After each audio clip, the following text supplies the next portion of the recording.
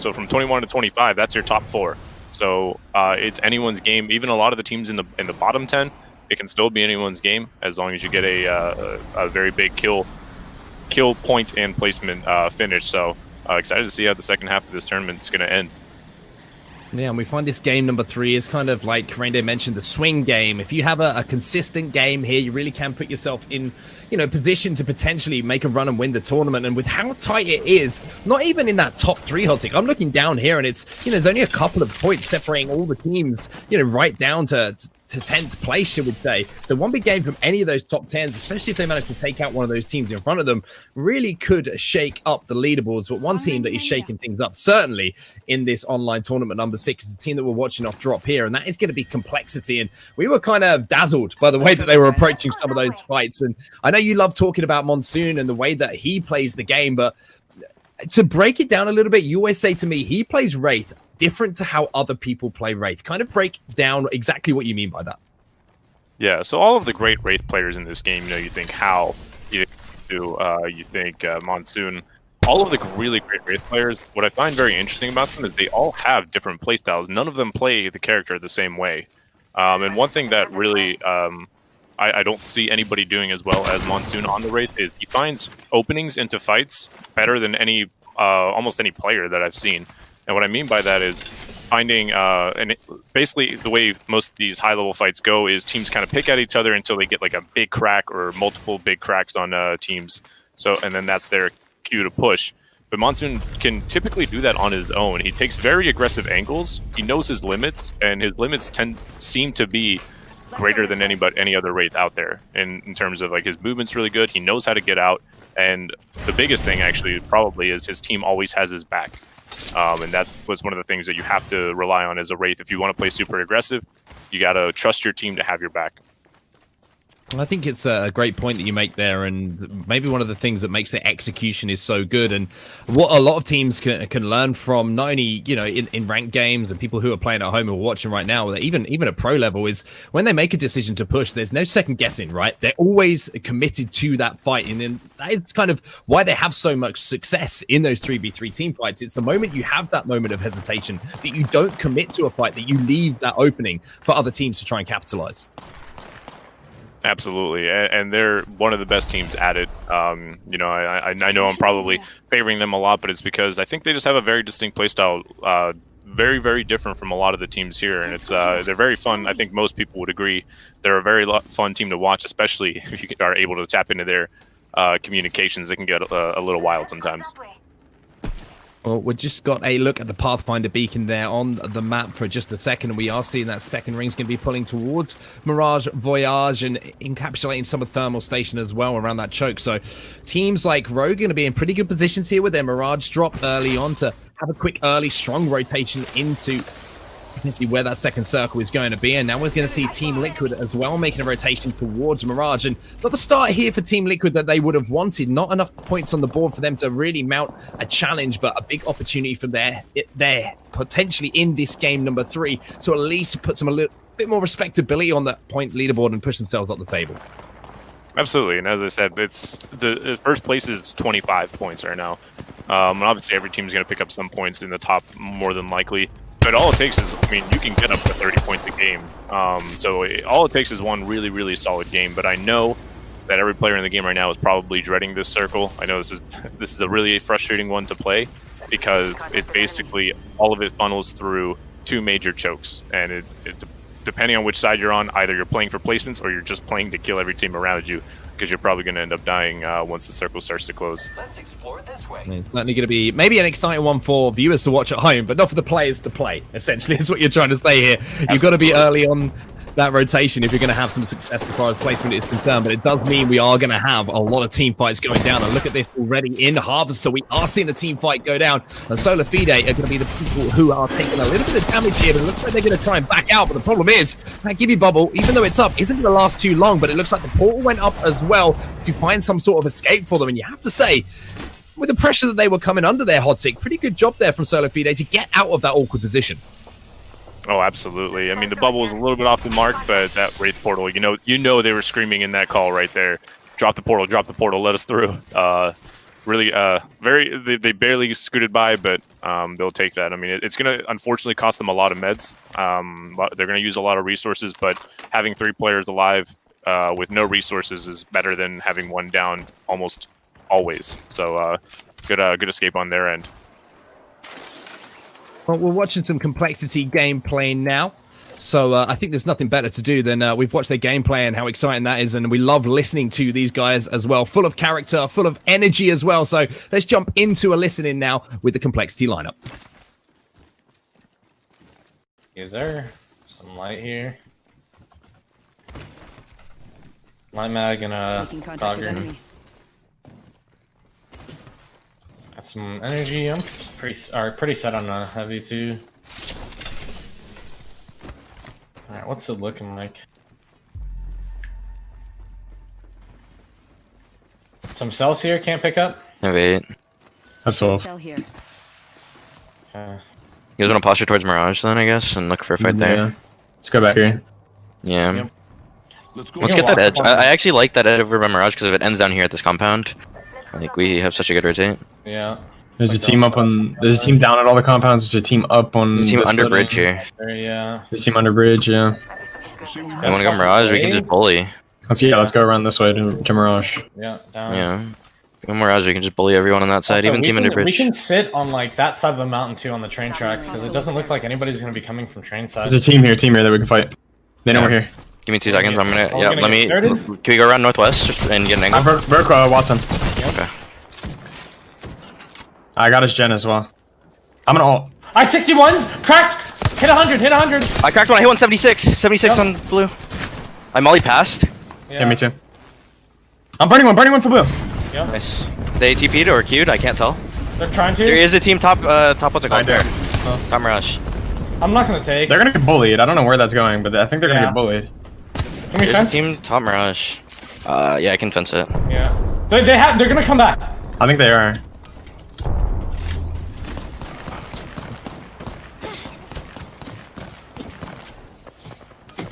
Okay. Okay, well, there's a shit ton Yeah, of they're teams right actually. here. They're right here. Took it back. Nope, that's a different one. Okay, he took a Yeah, different view. back too. They're like down here. Yeah. Just careful of Mirage. Where is this caustic gas from, or was it already here? Yeah, that was already there. Okay. A good zone. It's way south. It's farther south. I think it's this one right here. Can we go west and come up on... No, there's a team there, huh? Yep. Yeah, looks like it. We could play... And I'm glad, Hotzik, that they did show some energy and excitement after I gave them the gas up before, but it was the fight that was being initiated by Monsoon once again. They almost got the result that they were looking for from that fight, but the team managed to get away. And complexity, again, just from the comms, you could hear the playstyle they're trying to execute. It's backing up what we're saying to you at home. Trying to bully teams, trying to take fights, and the sentence that stood out for me is, this is a fight we can take. We can fight these guys. Yeah, I mean, absolutely. That's exactly as I called it. Even though we don't condone of bullying, that is their playstyle. I mean, they look for those edge teams. That is, they wanted to clearly kill that team. They destroyed the Watson ult. As soon as you destroy the Watson ult, that's a very easy Gibraltar ult right on top of that. I don't know which team that was. I don't know if one of them got picked. I saw someone went down in the kill feed after the portal, but that team.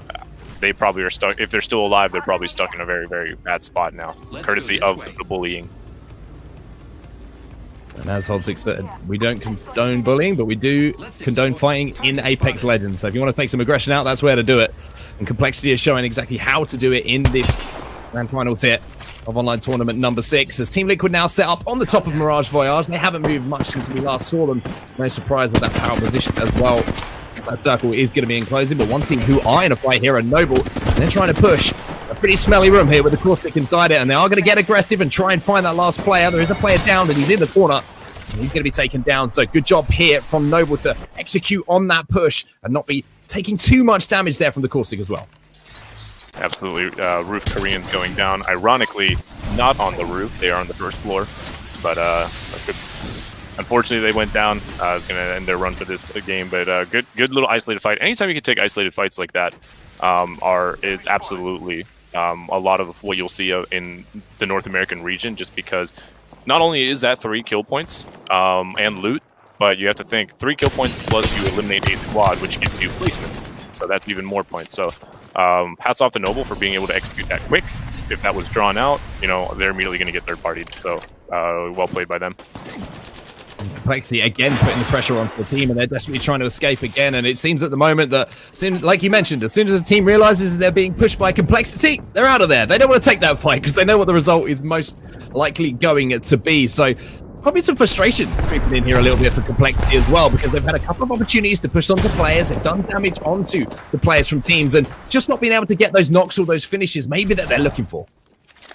Absolutely. And one thing to note here, actually, is we see Reptar getting a knock here on Saucer from Team HRN. The rest of the team just trying to get out. Hill going down as well. Looks like Complexity will just be happy with those 2 kills as they just clean them up and try to loot very quickly. But and one thing that maybe like the audience at home might not realize is, you know, all of these players are constantly playing each other either in scrims or in ranked. So one way that people kind of realize its complexity is Monsoon uses, for example, he uses a Wraith skin that not many others use. It was a very early skin released in Apex called Airship Assassin. So that's one of the telltale signs that typically other teams, you know, you'll hear like, oh, that's this team, that's this team. If you listen to their comms, teams usually identify each other through the skins that they use. So a lot of teams, yes, it is true. A lot of teams, when they see that Airship Assassin Wraith skin, they try to book it the other way, and unfortunately there for HRN, they were not able to squeak through. Another one of those notable skins. You see the bright green Pathfinder skin of Albrelele that certainly is distinguishable amongst all of the colors. Yeah, the big watermelon boy. Just very distinguishable in that particular lineup. But now, we'll be watching Prodigy Aces, Joey Blackout, and Rogue. They're set up underneath the platform here at Thermal Station. They're going to have to make their way across some open ground here. You can see there's so many Watford fences in front of them, so many teams who are going to be looking to hold them out, and they're going to have to do some damage and try and back a team down before they can look to push in or maybe make their move towards that third circle. But 1 minute 35 left on this ring. They're going to have to make some decisions pretty soon here, Hodzik. Yeah, absolutely. And they are fortunate enough to be on the southern end of the circle. Most of the teams you'll see, I mean, you see all these teams are basically pulling that Rogues team right there, but most of these teams are going to be on this end of the circle right here, the north side, and this is why most players hate this circle. When it closes, you're going to see a lot of teams die. Expect to see the squads counter go to like maybe 10, and then it's going to be even more after the next circle closes, because it is a very tough rotation. So being on the southern end, you got a little bit more leeway, you got a little bit more cover, more areas that you can play to work around. But obviously, as you see, every team is basically focusing them because they want those kill points, so it might be a little bit rough for them. This is where, if you're on the outside of this zone right now, you better hope that you've got some sort of mobility or some way to get across that open land that you have to try and traverse here. The Gibraltar bubble will be vital in these kind of rotations, or maybe a Wraith portal to try and find some sort of sneaky area. But the difficulty here, Hodzik, there's so many different elevations around this particular circle that, you know, they're always going to be coming under fire from those teams up on the likes of Mirage Voyage, up on Thermal Station building. So that makes it even tougher. And if you have to move across essentially some more level playing field where maybe you can play a truck, maybe you can play a rock or so, and just back yourself down and kind of just survive until those teams are going to be taken out around you. Absolutely. And one of the most frustrating things I think about the map World's Edge, and this isn't necessarily a criticism, it's just naturally part of the map, is Mirage Voyage. I know a lot of players don't like to play around here because of how frustrating that point of interest is. You get this massive elevated area to work with, and you basically control the tempo around that entire area. Rotating through there, if there's a team on Mirage with snipers, rotating through there is basically, that's not happening, no matter what. So it can be really frustrating for a lot of teams to play around that. We see actually, I'm not sure who that was, we see Fire going down to Liquid, which is actually up on Mirage. So this is what I'm talking about. Like they're, I don't know if they're hard pushing on them or if they have the snipers out, but they are definitely controlling the tempo here. This is going to be bad news if you're a fan of Nightwing and the Yeet squad, because they are going to be taken down. Team Liquid looking to get aggressive, but the only problem is it looks like they're going to be hassled on their way in as well. So Team Liquid will fall. And like you were saying here, Hodzik, all of a sudden we're down to 16 squads. And with that circle moving in, especially on this next circle, we are going to see teams being taken down, as we see RKM picking up down there in the feed as well. And Monsoon getting aggressive once again. And Complexity now moved into a little bit of a sneaky position here under the platform. They've got the Watson ultra down so they can kind of rebalance and reestablish themselves on the map, but Now we're seeing teams start to get competitive, start to have to make those pushes, and one of those teams who are going to have to at least make a rotation here, once again, being just outside of that next zone, are TSM, who are currently still in contention here with 15 squads remaining. And this is one of the most frustrating things when the next circle shows and you're in a decent spot, but you're just barely outside. This entire circle for TSM plays different if it's just a couple meters in their favor in their house. All of a sudden they can use that house for cover and to try to control the area a little bit better. But now they have to make that awkward rotation where they don't even have a lot of cover in front of them. So it's so interesting just how any circle just in a matter of meters can really shift how a lot of these teams play. Now we're going to do the push in here from Denial, but fortunately for him, he's going to be beaten pretty easily. Player is going to be down in front of him. That kill will be finished off as I'm going to continue with that fight, and it's Promo who backed him up there just momentarily to make sure that his teammates didn't come under too much pressure, but you can see it's just a real game of posturing now for these teams, trying to set up those next rotations. And I want you to break down a little bit what goes on in the team comms here between the three players, because this is where the IGL really stands out and makes those big decisions that can make or break your game. Absolutely. So basically, and I love the way Reps described this. Him and I have talked about this a lot in the past. Competitive Apex basically comes down to a very simple formula. It's obviously not simple, but there's a lot of scenarios and mechanics to it, but it's basically you keep rotating around the circle, and then around the third or fourth circle, you have to fight one big fight for a spot, and then you're golden till the end game. So it's always, a lot of the games are really determined by that one really big fight, and you're going to see a lot of these teams forced into that one really big fight right here, as every team scrambles. Not a lot of space in the circle for 14 teams. And one player who doesn't need space to work with is Snipe Down. He comes in on the flank there and just absolutely lasers the player down with the R9 9 shots. Oh, and speaking of nice shots, there's a crispy one onto Rambo. From the barrel of the Kraber in the hands of Sweet there. A beautiful shot, and he looks like he's going to try and get that portal down as well. A Snipe Down did get knocked momentarily, so he can have an escape route here to try and get back into the game, but it looks like the push is actually going to be coming in here from Polygage's squad. And now the action really is starting to pick up. We were around 16 squads just a few moments ago, but now we're down to just 7 as NRG are one of those teams who are also in a battle here, but Prodigy Aces is going to have to queue out of this battle, and we really are starting to see the intensity of these fights pick up now, Optic. Yeah, and you see Rogue, that team, as Rogue goes down, unfortunately, but this is what I'm talking about, that one really tough rotation. They got to fight for it no matter what. And that was also, similarly, that was TSM's tough rotation. Now they have the spot. They might still be getting contested here by aim assist, but now they have a really good defensible spot that they can hold for at least the next 50 seconds. And that's basically what a lot of it is about. It's about just moving, knowing where the circle is going to go. A little bit of luck is involved for sure, but then being able to play the scenario as best as you can and focus the teams that you need to is basically what separates the really good teams from the really great teams. So 5 squads remaining here, 28 seconds left on this circle as well, and that's where those teams who are currently outside are going to have to try and get inside. We see the portal going to be good enough there for Sweet to get back in the game and manage to get that res onto Snipe Down as well. So Rogue will be a full complement of teams, but the only issue for them here is how do they get into the next zone? Because that looks like a pretty difficult job for them to do. So this could be actually it. They're trying to get the zip into the drop is going to heal here. They're going to take that portal last second and then just try to zip out. Really smart. It's the only thing they can do in order. If they can just stall any couple seconds, they might be able to get a couple extra placement points here, though, as other teams start to fall. And unfortunately, no gold res. They're out. So it'll be Rogue. They're out. So it'll be Rogue that fall. They were our 3rd place team coming into this game at number 3, and unfortunately for them, just a case of that being a horrible circle for their rotation. They just got stuck in the one pocket of air that was stuck between them and that next circle. But now we're going to see aim assist moving in again, and Prowler in the hands here of the Wraith player, Gentrifying, and TSM still involved in this game as well. So 3 teams. We've got aim assist, we've got TSM. I'm not sure who that final team is, but now we're going to see, almost like we saw in game 1 here, Hotsick, just waiting for one team to make that move, to do that damage, to get that down before all of this final circle fight will kick off.